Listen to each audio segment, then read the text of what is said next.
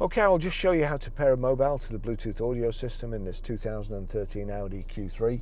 The first thing we do is make sure that Bluetooth is on to Bluetooth, Bluetooth's on there, and then we're watching out at the bottom. It may show up quickly before I even go onto the screen, but you can do one of two things. You can either go to menu and then along to telephone, like so, or you just click the telephone button there.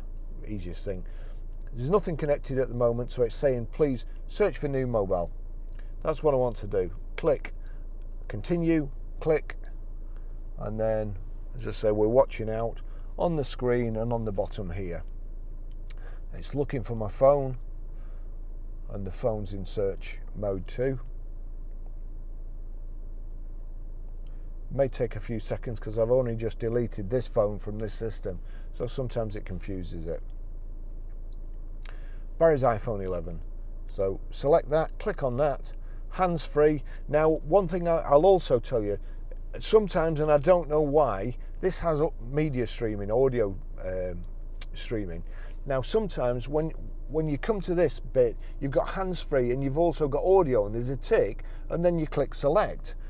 For some reason on this it's not, and on other cars it's not just this one. So I'll show you what to do. So hands-free, click on hands-free, watch out at the bottom here,